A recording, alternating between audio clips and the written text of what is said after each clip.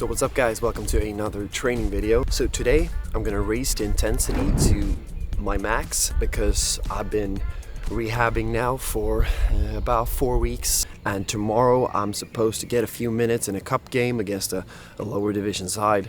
So I really need to make sure that my body is ready, and I need to test that out here in a controlled environment.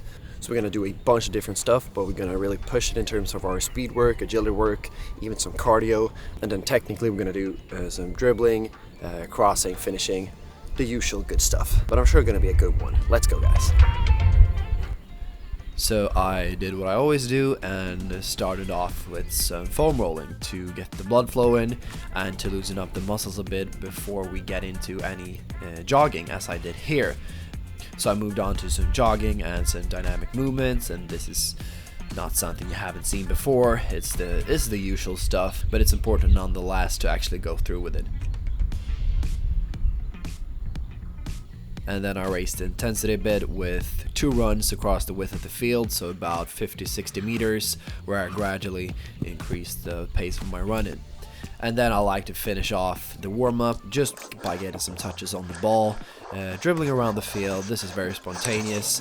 I got no plan whatsoever what to do. I just like to dribble around and then get some easy shots off that goal.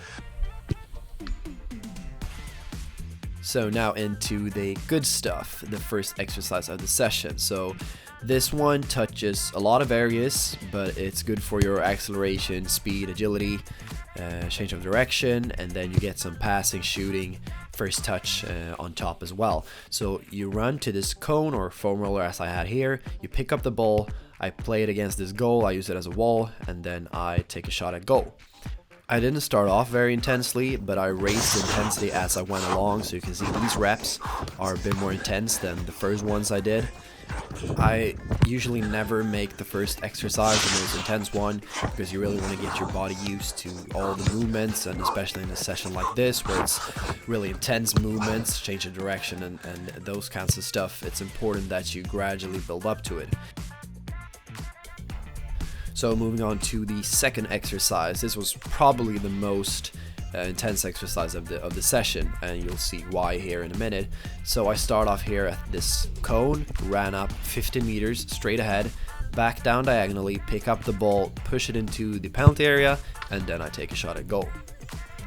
And the exact distances in this exercise doesn't really matter. It's about 50 meters this first one, and then back down about 7 or 8. But you get the rough idea of how to design the exercise.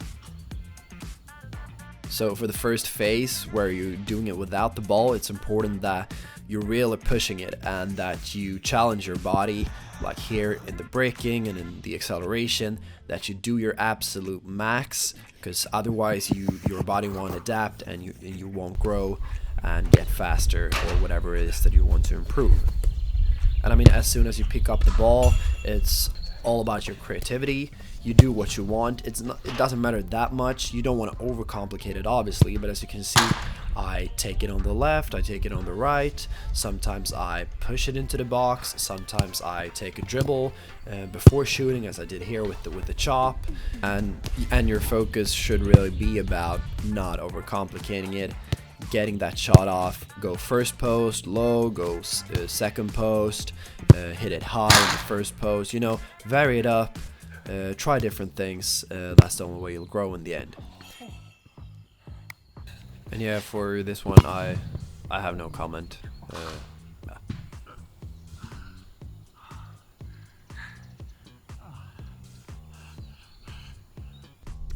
And then for the third exercise, I used the goal again as a wall, and it bounced up pretty nicely so that I had to control it often with my chest in the air.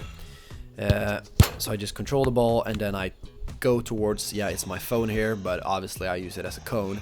I take it on to the inside or to the outside, and then I take a finish at goal.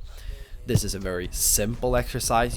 If you don't have a wall or something to pass against, you can skip the first step and just do the dribbling and the finishing, because that's really what's the most important thing. Try to get control over the ball as quickly as possible, accelerate towards the cone, and then get your finish off rather quickly, because you often have a defender on you and you want to get that finish off quickly and with quality. I wasn't at my sharpest, as I've been injured for almost a month. But I try my best, and I will get back into it and progress it over time. And you know, that's what's the most important thing. Persistent effort and consistency over time is what will get you the results.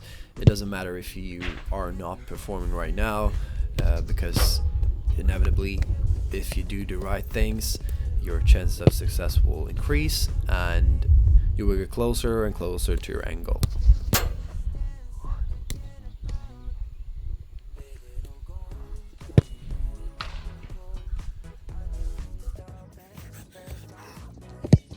Alright, so session done. So a lot of sharp, high intensity movements in this session, a lot of shooting, a lot of dribbling. But yeah, it was really high intensity, so it's important that you recover after something like this. I'm gonna head over to the Relax, do some sauna, some ice baths, and then get some good food in, fill up with a lot of water, and then I hope I'm ready for tomorrow.